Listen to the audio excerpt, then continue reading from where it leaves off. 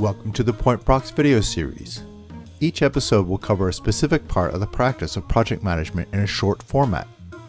Most of the videos will focus on how to use automation and productivity tools for software implementation or development efforts. However, the techniques and processes reviewed can be applied to other types of projects as well.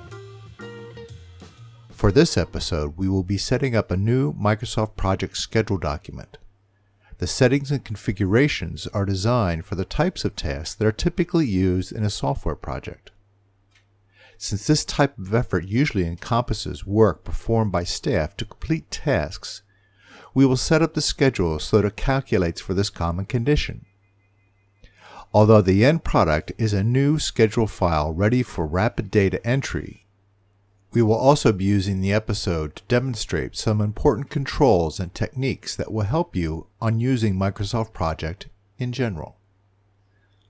On launch, Project opens the Backstage to allow you to select a template to start your schedule. The templates available allow you to create a schedule based on an existing Microsoft Project document, from an Excel document, or from a SharePoint list. There are other pre-built templates that can be used as a basis for some common project types, for example, a construction project or a marketing campaign. Also of interest is a template that follows the Project Management Institute's methodology. This is a good overall tool if you follow PMI practices or are studying for the PMP exam. We will be creating a new schedule from scratch. As such, we will be clicking on the blank Project option. Project opens a new blank schedule and displays the Gantt Chart view. Depending on how you have things set up, the application may inform you that it is scheduling manually with a balloon, as you can see here. Project uses the ribbons interface paradigm familiar from the company's Office products. We recommend that the ribbon be hidden and invoked only as needed. This will give you more screen real estate to devote to the schedule. You can toggle the display of the ribbon interface by clicking on the Close control or by typing Ctrl F1. In any case, Project will display the ribbon if you begin to enter a keyboard shortcut or place your mouse over the menu bar. By default, a timeline split is opened on the top of the Gantt Chart view. The timeline is a powerful tool, especially for summarizing key points of the schedule. However, it is not particularly helpful when creating a new schedule. To maximize workspace available, we recommend hiding the timeline until needed. To hide the timeline view, you can just close the split by clicking and dragging it with your mouse. It can be restored from the View ribbon. But for now, we'll just keep it closed.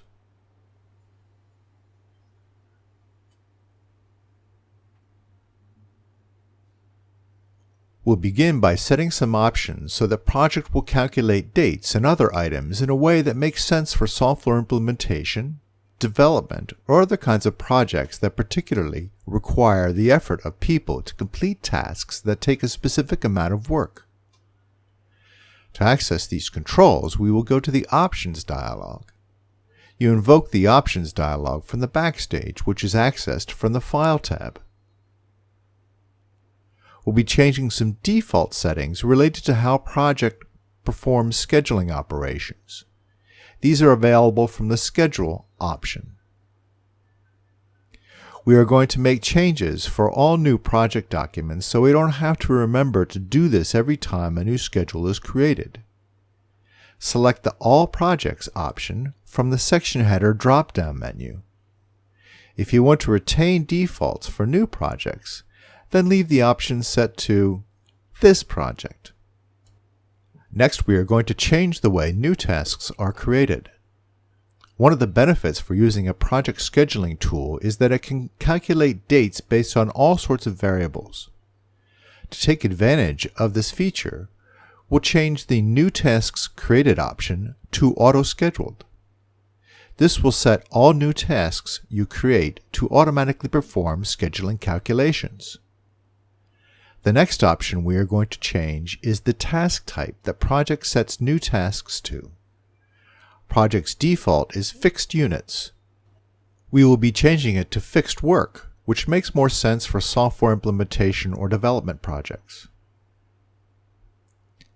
The task type can be changed for individual tasks that require a different type of calculation if needed. We will be covering task types in depth in a later episode of the Point Prox Video Series concerning the scheduling formula.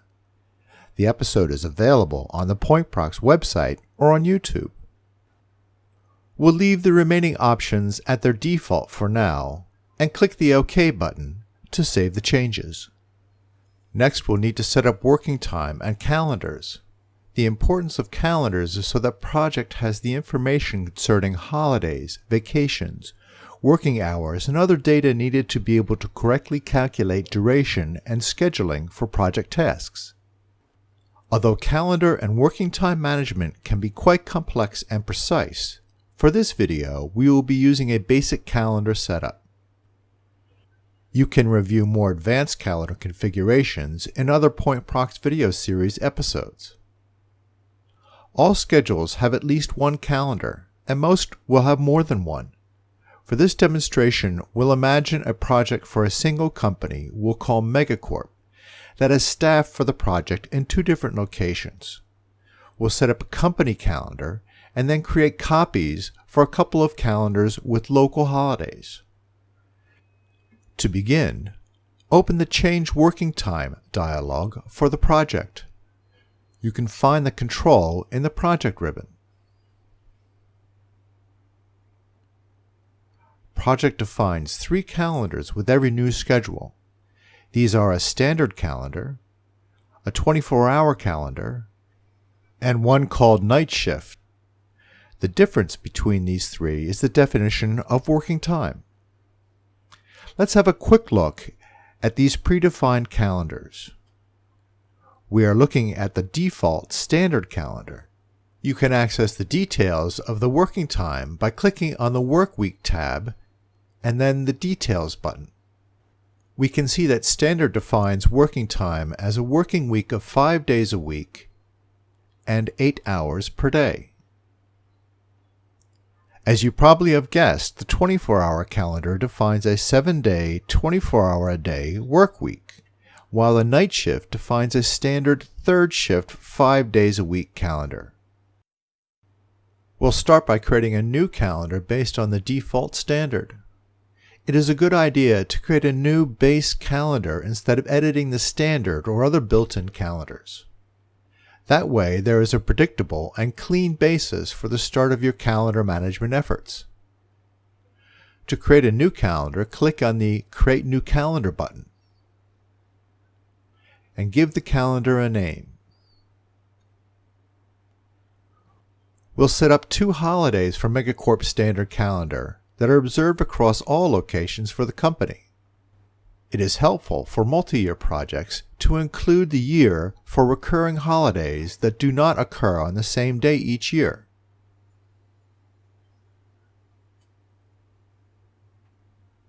So we'll save the changes by clicking the OK button. Next, we'll create a calendar for the United States from our base Megacorp standard calendar. Click the Create New Calendar button.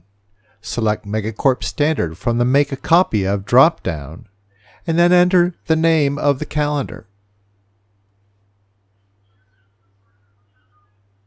We'll add U.S. holidays for the remainder of the year.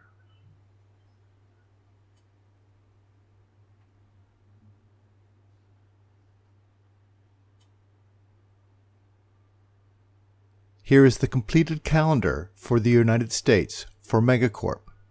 As we mentioned, we have staff for this project in another location. We'll say this happens to be the United Kingdom. To manage their working time, we'll make a UK calendar. As we did with the US calendar, we'll base it on Megacorp Standard. To this, we'll add the national holidays for the UK.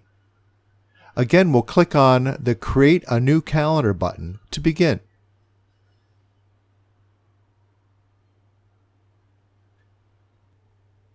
In this case, Project challenges us to save the changes to the Megacorp US calendar.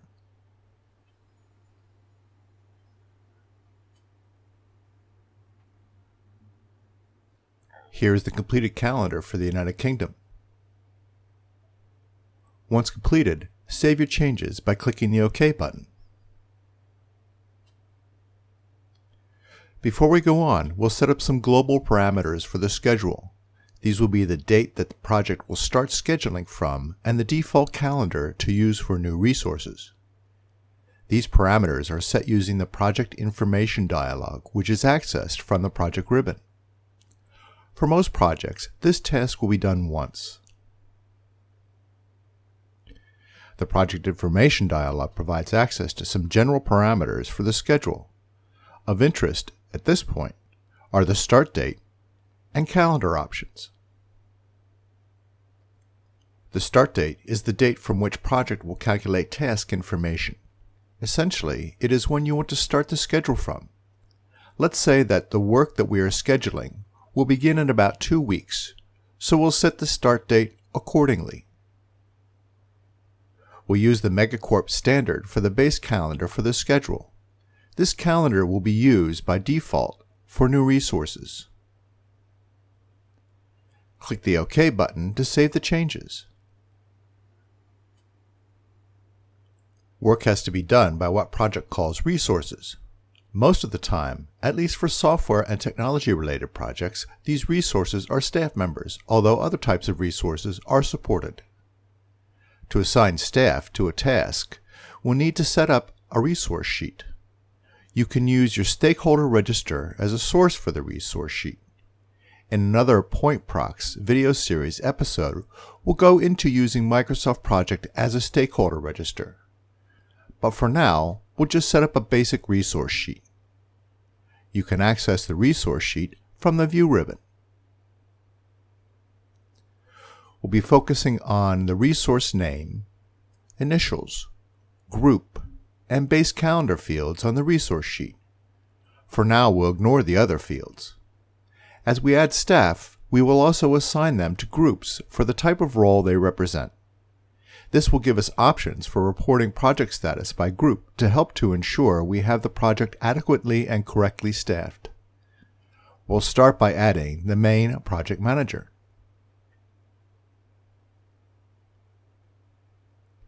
It is frequently useful for quickly adding staff to tasks on the project to use initials, as there is less typing to do. This is especially true when the schedule is first being set up. Note that Project defaulted the calendar to Megacorp standard, which we set up as the project's base calendar in the Project Information dialog. We'll assume that the project manager is based in the United States and set her calendar accordingly. We'll repeat the process to add some more staff.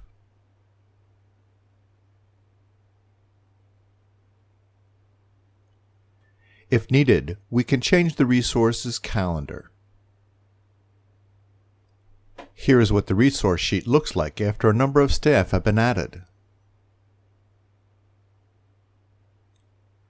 The last thing we will do to get our schedule ready for initial task definition is to set up the Gantt chart view for easy data entry.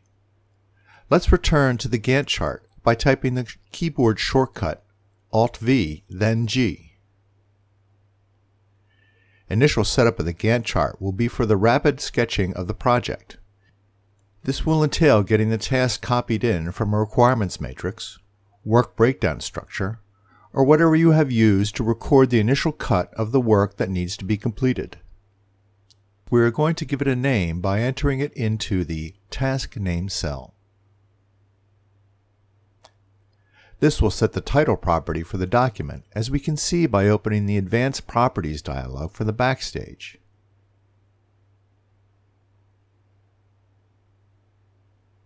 We are going to make some basic column changes to facilitate rapid data entry for our initial scheduling effort. We'll add the Work column, which shows the effort associated with the task. The column will be added from the Context menu. We are going to change the Resource Names column to Resource Initials for easy data entry. We can change the display for a column by double-clicking on the column header and then using the Type Ahead feature to locate the field we want to show. We can use the Field Settings dialog to format the column further if desired. The dialog is available from the Context menu from the column header. We'll call the column Staff, as the resources we'll be employing will generally be staff members. You can format other elements of the column from the Field Settings dialog. When finished, click the OK button to save the settings. Now the schedule is set to go.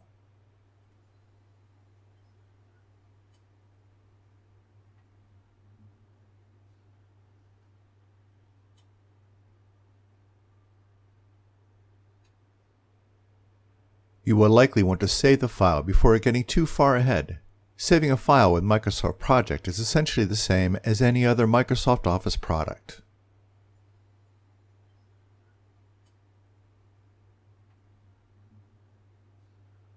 Well, that's it.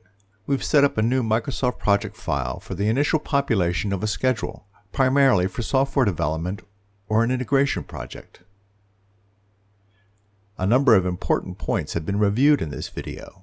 We've covered creating a new blank generic file from the Backstage, setting up some basic variables for the project and for all new project files from the Options dialog, defining a base calendar with holidays and then setting up country calendars derived from it with local holidays, configuring project-wide settings such as the start date and default calendar for the project, creating a set of initial resources for the project with their group and assigned calendars,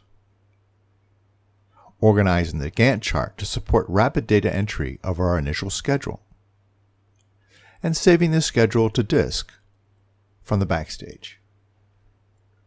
The next video in the Point Prox Video Series will be the first episode of a multi-part exploration of project scheduling formula. The series will discuss what the scheduling formula is, how it works, and how to use it effectively in your schedules to make your work easier and your management of project schedules more accurate. You can find the episode on the Point Prox website or on YouTube. Thanks for taking time to watch our video. Point Prox is a technical project management, business analysis, and software development practice. We have a range of clients from startups to Global 2000 corporations. We use software development and implementation methodologies that provide a high-quality product in reasonable time frames and with smart requirements management.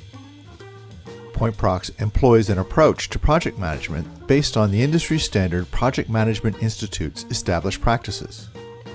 Contact us to discuss how we can help you on your next project. If you would like to review more episodes in the Point Prox Video Series or review information concerning Point Prox in general, please visit our website at pointprox.com. See you next time.